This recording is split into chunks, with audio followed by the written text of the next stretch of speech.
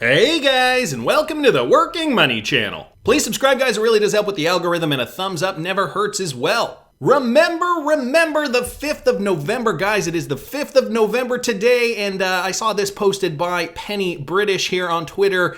Never has this been so important. Remember the 5th of November. It is Guy Fawkes Day. She says, I used to celebrate burning this guy on a bonfire on the 5th each year. It's still a huge celebration in the UK. Little did I know, he was not the true villain. And if you guys haven't seen V for Vendetta, I watched it recently, and it brings up some themes that are eerily apropos, I suppose I could say, to what's going on today here. I'll just read you guys the log line. In a future British tyranny, a shadowy freedom fighter known only by the alias of V plots to overthrow it with the help of a young woman played by the very talented Natalie Portman. So guys, if you have not seen this movie, I do suggest you watch it. Very great film. Just wanted to bring that up today on the 5th of November. We've got Bitcoin here, guys, on the daily. Bitcoin trading at $61,700. So we are just kind of consolidating here. We saw that high for Bitcoin and now forming that bullish pennant pattern. So it is looking very promising. Nothing really new to report here on the Bitcoin chart. If I bring up XRP here on the daily, we can see XRP trading at about $1.18 per coin. And, throwing a Fibonacci on this latest trend here. Once we saw the high back in April, we did see that bottom out, create a double bottom pattern. And now we've just kind of been vacillating in and around here. So XRP did touch the 0.5. We haven't really seen a breakthrough, though, past the 0.5 since early September. So we are just waiting for Bitcoin to move at this moment in time, and then altcoins will have their day in the sun. Yes, even XRP. I don't know if you guys caught the blockchain backer video discussing how the SEC really has affected XRP hodlers. If you guys haven't seen it, I do suggest you watch that video. It's one of the latest ones by the blockchain backer. Gives a really good overview, I think, of how us XRP hodlers are feeling right now, considering, the market. We've seen other coins just kind of take off, and XRP still not hitting its all-time high. At least not yet. Even if I zoom out and bring up XRP here on the wider time frame, I'm going to just show you guys this. Throw Fibonacci on there. We are just barely past the 0.236. So we are still trying to reach up to the 0.382. So for that full Fibonacci retracement from the height of the last bull run to the trough of the bear market down here, we have only reached the 0.5, going as high as about $1.96, as I mentioned back in April. But we can see, right, these levels are checking out. We can see we did find support down in here at the 0.236. We bounced back up. Even before that, we did see a little bit of resistance here at the 0.382. So guys, we are working through this. I want to continue because there's more Ripple partner news here. Ripple user Azimo has launched an instant remittance service with Private Bank in the Ukraine. This coming from the Wrath of Kahneman here on Twitter. So good news for migrant workers. Private Bank launches a new money transfer service. They've launched an instant money transfer service from abroad with the European company Azimo, who is a Ripple partner. So Private Bank and Azimo launched an instant money transfer service from Europe to the Ukraine. This was reported by Private Bank. Azimo is a European electronic money transfer service based in London and Krakow. Azimo has a website and a mobile app. The new service, in collaboration with Private Bank, is aimed primarily at the problems of Ukrainians working abroad. Now Azimo users in the UK, Europe, Canada, and Australia can send money to Private Bank accounts, and for this they only need the recipient's mobile phone number and the last 4 digits of their payment card. So guys, here's a quote. Thanks to innovation solutions and partnerships with the leading players of the European market, we provide our citizens with high-tech services and an excellent and safe alternative to informal money transfer channels. This is coming from Razvan Muntanu, deputy chairman of the board of Private Bank. And so now we are seeing another company, namely Private Bank, partnering up with Azimo, who is Ripple enabled, who has been Ripple enabled for a while. So just another example of those secondary and tertiary partnerships that we've been seeing throughout the year 2021. Creating a healthy ecosystem, right? The flywheel effect. The more people, the more companies, financial institutions jumping on board with RippleNet, the better this network is going to get. And it sounds as though there's a lot coming up at SWELL 2021. I'm going to be getting to that in a sec, guys. First, I wanted to mention this from Michael at Val5 Link. So this has to do with Brad Garlinghouse. Ripple CEO calls for guidance and clarity from Congress ASAP. So what else is new, right? One of the reasons behind regulatory confusion in the US is the way different financial authorities, state governments, and even US Congress exercises their authority, especially when it comes to the crypto sector. One blockchain company that knows this all too well is Ripple. While responding to a law professor about their views on stablecoin regulations, Ripple CEO Brad Garlinghouse called for the US Congress to play a leading role in clarifying the regulatory situation around cryptos. So this has been the consistent message from Brad Garlinghouse throughout the last several years. So we tagged Chris Brummer in here. He says he's right. There is a lot at stake here, which is why we need Congress to play a leading role in providing guidance and clarity for not just stablecoins, as is recommended by the PWG report, but cryptos broadly ASAP. And Stuart Alderati retweeted out Brad Garlinghouse's tweet here. This shouldn't be a partisan issue, and some in Congress are seeking to take on the mantle. Unfortunately, while the U.S. as a whole flounders, other respected economic centers are seizing the advantage. To name just one, the EU, with MICA taking input from all stakeholders. So this should not be about politics. Of course, there are some Democrats and some Republicans who disagree with how this should be regulated, I suppose. Can crypto go American? After learning that crypto is unlikely to be banned in the US, investment experts Anthony Pompliano also urged the country to step forward to bring crypto innovation to its shores. He insisted on building a conducive environment for those in the industry, outlining the approach regulators could take by stating, and here's what Anthony Pompliano said: "We will incentivize you to come here. We will give you a sandbox to play in that will not be onerous from a regulatory standpoint. We will give you an advantageous tax environment to come in to build this." Pompliano also claimed that the SEC and the Federal Reserve would not have the power or ability to ban crypto. In fact, even SEC Chair Gary Gensler recently clarified that a crypto ban would be a Congress decision. In light of that, Garlinghouse's appeal took on new relevance. So it doesn't really seem like much is getting sorted here with regards to the crypto regulatory clarity in the US. I mean, we've been hearing this for months now. However, something has got to give at some point because the US is at risk for being left behind.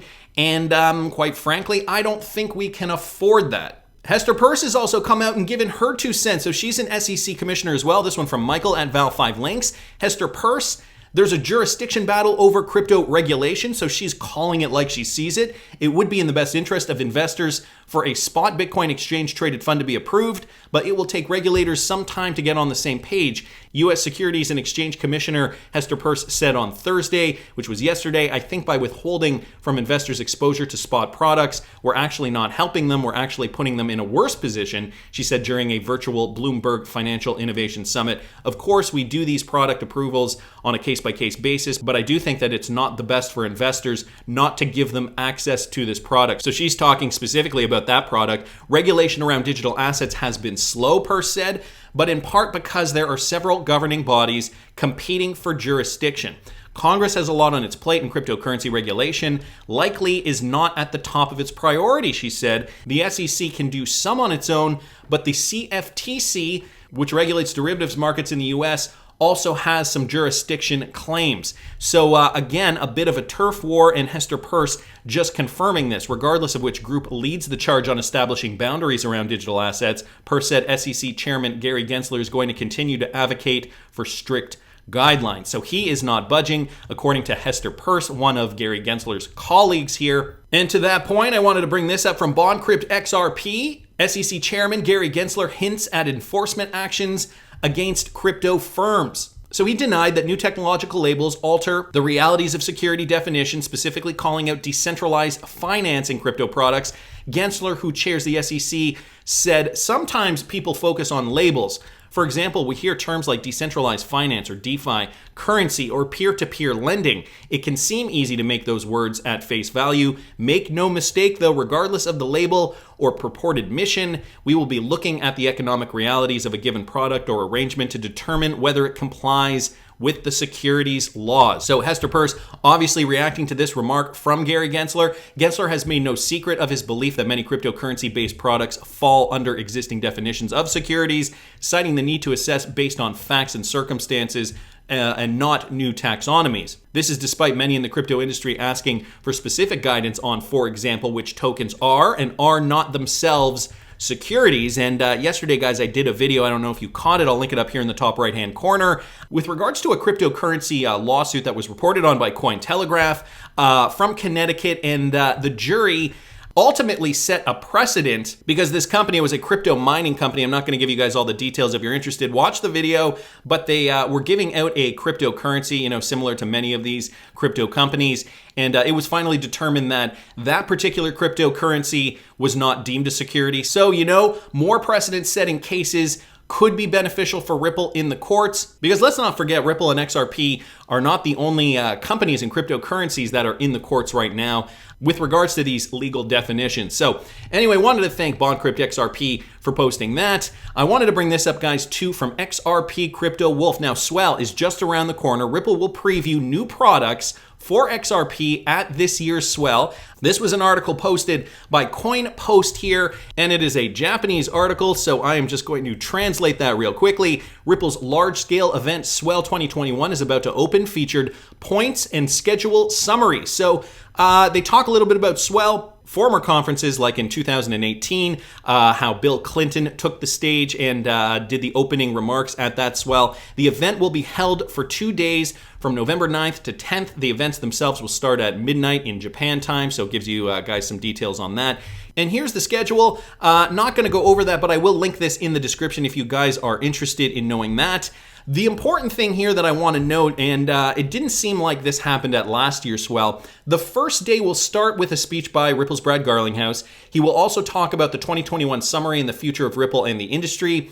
And from there, they will preview new products scheduled to be released in 2022 from RippleNet, which uses the virtual currency XRP as part of their remittance technology.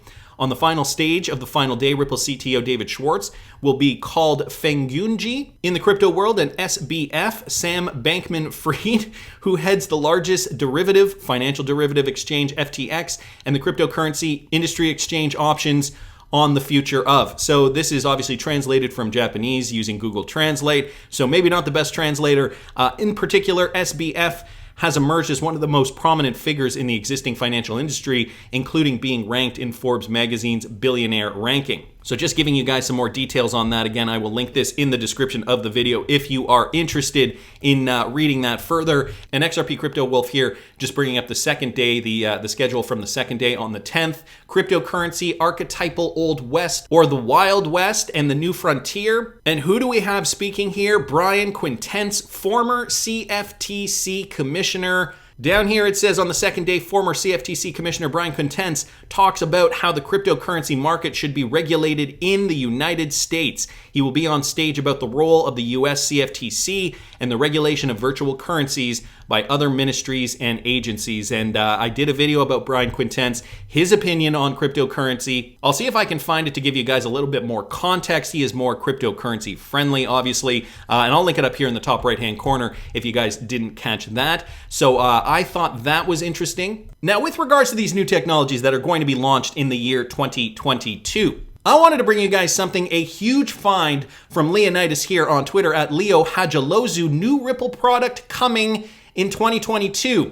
The Liquidity Hub. It will enable enterprise companies to easily and efficiently source digital assets from the broader crypto market by leveraging smart order routing at optimized prices from MMs, market makers, exchanges, and over-the-counter desks. So he did a little 4-minute video, guys. I urge you guys to watch this. This is a huge find from Leonidas. I just wanted to go over some of the main points here. Basically, Ripple posted this on their website, ripple.com/LP/liquidity-hub. And since Leonidas posted this, the website is missing. So here is another just webpage from XRP Chat.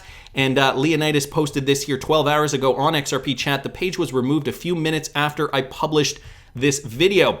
I did in fact go to that. I did manually put it in the address bar here and tried to go to that, but couldn't find it. And even went to the Wayback Machine, and it looks like it was brand new. They had just put it up, and it looks like they were just testing it perhaps for the SWELL release next week. So right here on Wayback Machine, it says Wayback Machine has not archived that URL, probably because it was not online long enough. Nevertheless, you cannot find it, but Leonidas managed to find it here. And so this purportedly is a sneak peek of what we're to expect at this year's SWELL. At least this is what I'm thinking.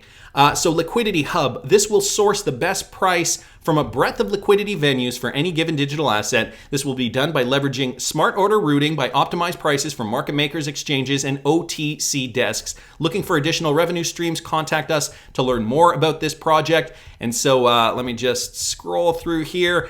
There was just a Vimeo video up here that had nothing to do with, nothing to actually do with this product. So it does look like this was a test page that they removed very quickly. It really is remarkable that Leonidas was able to find this. So enterprise digital asset sourcing solutions, plug and play, single API connection to a breadth of liquidity pools. Number 2, optimizing pricing. So smart order routing and advanced algorithms to source the best price for any given digital asset. And 3, no pre-funding, as Ripple has been famous for. Enterprises won't be required to pre-fund for the Liquidity Hub. Now, Leonidas brought up some other great points in this video. And again, guys, I urge you to watch it. I don't know if you guys remember, but at the end of September, Ashish Birla did post this to TechCrunch. Crypto liquidity is ready to eat cross-border payments lunch. Almost kind of prepping us for what is to come at this year's SWELL. And so in this article, he does talk a little bit about liquidity and how over time it will become cheaper if there is more liquidity available to the market. So I will link this article in the description. I did talk about it last month, or rather 2 months ago now, but for a refresher, I will link this in the description if you guys are interested. But I think this was to kind of prime us for this new product here, the Liquidity Hub. And just a few days ago, Ashish Birla also commented on Twitter, on-demand liquidity, a labor of love from Team RippleNet and a testament to the power of crypto. What was once a vision a few years ago now accounts for 25% of total dollar volume over our network, RippleNet. And so he retweeted out Ripple's tweet, ODL had its best year yet, and we're not even into November. Since Q3 of 2020, transactions over RippleNet have doubled, and ODL transactions account for 25% of total dollar volume across the network in Q3. Again, guys, I will link this in the description if you are interested. And so you guys remember back about a year ago now when MoneyGram had to pull out of the Ripple deal when they finally announced that they were severing their partnership with Ripple, and all of us in the XRP community were kind of wondering what was going to happen with ODL. We saw the volume decrease. Well, here it is, guys. Ashish Birla, again from last month, from about a week ago. Some thought ODL was dead. Today, 20 ODL send markets are open. Volume incentives paid to customers have decreased by over 90% since 2019, and 3 out of 5 of our highest transacting customers in 2020 upgraded to ODL for XRP-powered payments from solely fiat-based payments. And so just to give you guys a little bit more context to this article here from the end of September, and also this most recent find from Leonidas here on Twitter, the Liquidity Hub. Could this be what Ripple will be announcing next week at SWELL? I mean, it sounds like this is likely going to be the case here. I'll just type it up here to see if we can find it. LP/liquidity-hub here. And what do we get? Still nothing, unfortunately. However, I think it'll be up soon. That's just my opinion, but I want to hear what you guys think. Please subscribe to the channel if you haven't already. Like the video if you like the content I'm providing. I always love hearing your comments. See you in the next one, guys.